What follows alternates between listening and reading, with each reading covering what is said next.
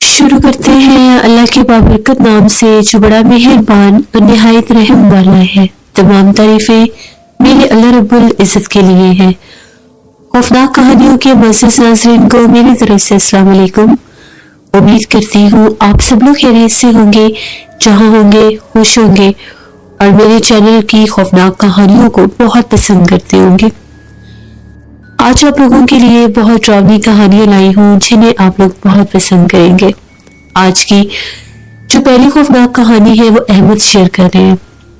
احمد کہتے ہیں ہم لوگ ملتان کے رہنے والے ہیں اور آج آپ کے ساتھ میرے ایک کزن ہے، ان کی زندگی کی بہت ڈراؤنی کہانی شیئر کرنا چاہتا ہوں۔ میرے کزن جن کا نام سرفراز ہے، وہ ایک بس ڈرائیور تھے۔ انہیں شروع سے ہی بہت شوق تھا ڈرائیوری والی لائن میں آنے کا، تو اسی کے چلتے انہوں نے بس ڈرائیوری شروع کر دی۔ یہ آج سے تقریباً 25 برس پرانی بات ہے۔ وہ ایک دفعہ جیسے سواریوں سے بھری ہوئی بس لے کر جا رہے تھے تو بتاتے ہیں کہ بڑا سخت موسم خراب تھا، اتنی طوفانی بارش تھی کہ بس چلانا بہت مشکل ہو رہا تھا۔ بارش کے ساتھ ساتھ بہت زیادہ ژالہ باری ہو رہی تھی، اولے پڑ رہے تھے جو ایسے لگ رہے تھے جیسے بہت پتھر کوئی جیسے بس پر مار رہا ہے، اور یہ بھی ڈر تھا کہ کہیں شیشے نہ ٹوٹ جائے۔ تو میں نے بس کو جس مین روڈ سے میں جا رہا تھا وہاں پر ایک مجھے سڑک نظر آئی، وہ بھی ایک پرانا راستہ ہی تھا، یہ سکھر والی سائڈ پر جا رہے تھے کہ تو میں نے اس راستے پر اپنی جو بس ہے اس کو موڑ لیا، کیونکہ وہاں پر بہت گھنے درخت تھے۔ وہ راستہ میرا پہلے بھی ایک دو دفعہ وہاں سے آنا جانا ہوا تھا جب یہ مین روڈ ابھی زیر تعمیر تھا۔ تو میں نے اس راستے پر جب اپنی بس ڈالی، وہاں پر گھنے درختوں کی وجہ سے کافی زیادہ بچت ہو گئی۔ وہ جو ژالہ باری ہو رہی تھی اور اولے ہل رہے تھے، ان سے سارے جو مسافر تھے بہت ڈرے ہوئے تھے، بچے بھی رو رہے تھے، اور وہ سب بار بار یہی کہہ رہے تھے کہ تھوڑی دیر کے لیے آپ بس کو روک دیں، کیونکہ جتنی شدید آندھی تھی اور بارش اور اس کے ساتھ ژالہ باری تھی، اللہ نہ کرے کوئی ایکسیڈنٹ یا بس کے الٹنے کا بھی ڈر تھا، کیونکہ سڑکیں بہت زیادہ گیلی اور سلپری ہوئی تھی۔ ہم لوگوں نے ایک جگہ پر گاڑی روک لی، میں نے اب اس سڑک پر میں آ گیا، شکر ہے کہ وہاں پر کچھ بچت ہو گئی، لیکن سڑک اتنی سنسان اور ویران تھی۔ قریب رات 1:30 بجے کا ٹائم ہوگا، اور وہاں پر آس پاس کوئی بھی آبادی نہیں ہے۔ وہ بالکل ایک ویران علاقہ، ویران جگہ ہے جہاں سے بس نکال کر آگے مین ہائی وے کی طرف ہم لوگ اس سے ملتے ہیں جا کے۔ ایک قسم کا وہ ایک پرانا راستہ بھی اس کو کہتے ہیں۔ اس کے بعد جب وہ مین روڈ بنا تو آگے وہ ہائی وے سے ڈائریکٹ لنک ہو گیا، تو پھر اس راستے پر ٹریفک بہت کم ہو گئی۔ کافی دیر کھڑے رہنے کے بعد جو سواریاں تھیں وہ بھی تھوڑی سی ذرا نارمل ہوئی، خوف تھوڑا کم ہوا۔ سارے مسافر تقریباً سو گئے تھے۔ بارش ابھی بھی زوروں پر تھی، بادل گرج رہے تھے، بجلی چمک رہی تھی، بہت طوفانی رات تھی، سنسان سڑک تھی۔ ایک دم سے مجھے ایسا لگا جس طرح سے سامنے سے کچھ لوگ چلتے ہوئے آ رہے ہیں۔ اتنی رات کو سنسان ویران راستہ، اتنی بارش میں بھلا کون ہو سکتا ہے، وہ بھی پیدل۔ سفید ان کے کپڑے تھے اور وہ بہت زیادہ تعداد میں تھے۔ میں نے جتنے وہ لوگ دیکھے، نہ کرتے کرتے بھی 15 سے 20 لوگ وہ تھے، بالکل سفید لباس، اور ایسے لگ رہا تھا جیسے انہوں نے اپنے سروں کے اوپر بھی سفید کپڑے اوڑے ہوئے ہیں، جیسے بارش سے بچنے کے لیے سر کے اوپر کوئی ہم لوگ جیسے کوئی کپڑا وغیرہ کرتے ہیں، بالکل ویسے ہی۔ مجھے سمجھ میں نہیں آ رہا تھا یہ اتنے زیادہ لوگ آخر آ کہاں سے رہے ہیں۔ میں نے بس کی ہیڈ لائٹس آن کی تو میں نے دیکھا وہ بہت زیادہ تعداد میں تھے۔ میں بہت زیادہ ڈر گیا، اور وہ بڑی آہستہ آہستہ قدموں سے آگے بڑھ رہے تھے، اور جیسے عجیب و غریب آوازیں بھی گونجنے لگی۔ تبھی میں نے بس ریورس کرنا شروع کر دی، کیونکہ مجھے سمجھ میں نہیں آ رہا تھا کہ میں آگے تو جا نہیں سکتا، اور یہ اتنی زیادہ تعداد میں ہے، یہ ہے آخر کون۔ जैसे मैंने बस थोड़ी सी और मैंने पीछे की, जैसे वो रुक गई एक जगह पे, और जब वो रुके तो फिर मैं गौर करके देखने लगा। इतने में जो मेरे साथ जो था कंडक्टर जो था, वो कहने लगा कि साहब ये इतने ज्यादा लोग कौन है भला, सबके सफेद लिबास है। मैंने उसे कहा भला थोड़ा सा जरा बाहर निकल कर देखो तो सही।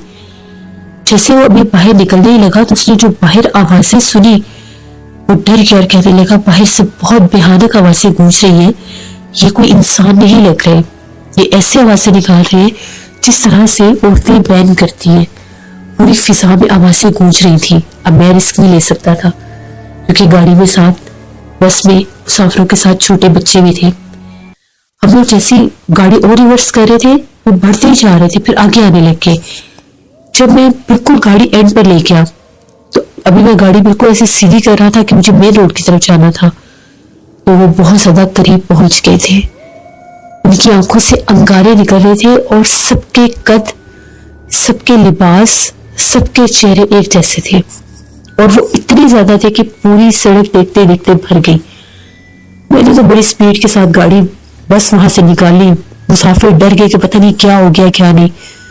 उस वक्त हम लोगों ने किसी को कुछ भी नहीं बताया। गाड़ी मैंने बड़ी तेज चलाई। गाड़ी के साथ साथ भी जिस तरह से फिजा में वो मखलूकात उड़ रहे थे, वही हुलिये, वही चेहरे। हम लोग आयतुल कुर्सी पढ़ने लग गए। अब उसी बस में एक दो मुसाफिर जो थे वो बुजुर्ग भी थे, शायद हाफिज़े कुरान थे। उन्होंने कुरान पाक की तिलावत शुरू कर दी।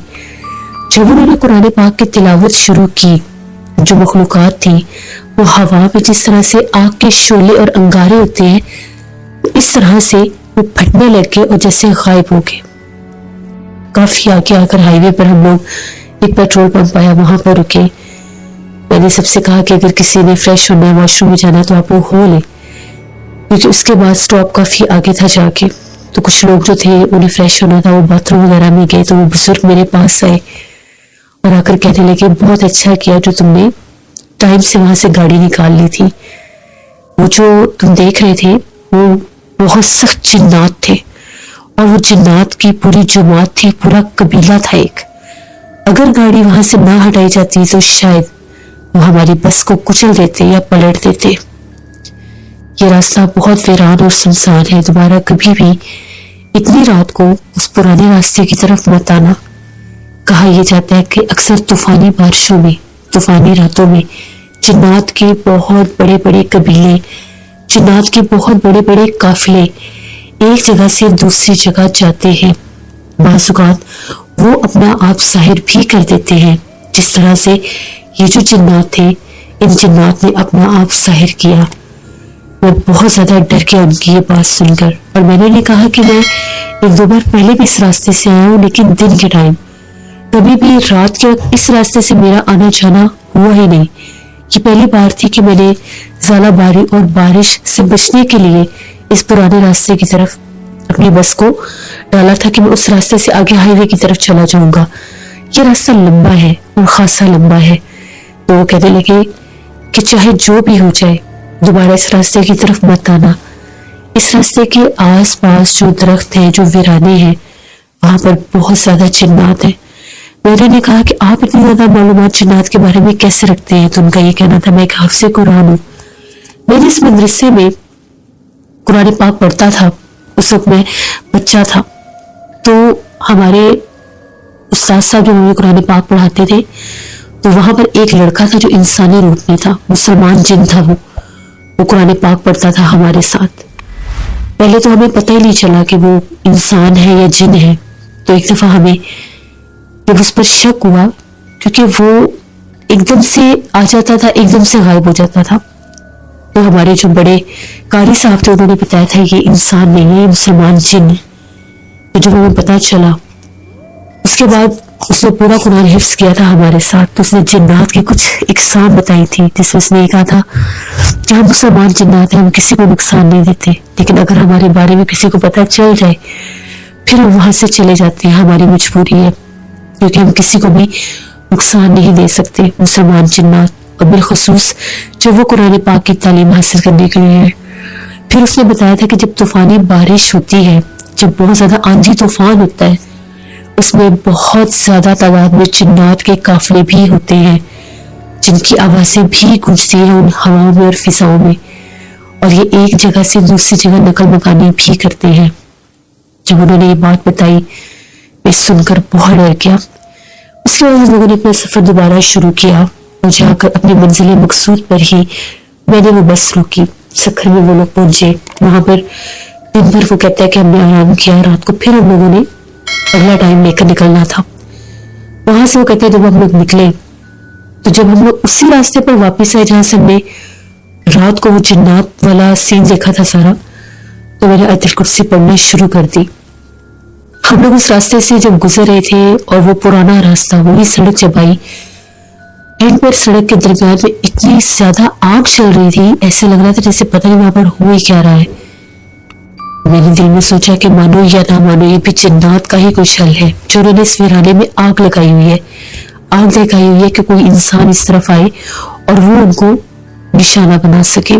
جو میرے کزن کی ایک کہانی تھی سرفراز کی، وہ اکثر ہمیں یہ بات بتاتا تھا۔ اس کے بعد وہ جاتا رہا سفر پر، کافی عرصہ اس نے ڈرائیوری کی، پھر اس کے بعد وہ سعودی عربیہ چلا گیا، وہاں پر بھی وہ جیسے کیب ڈرائیور ہی ہے اور ابھی بھی وہ کیب ڈرائیور ہی ہے۔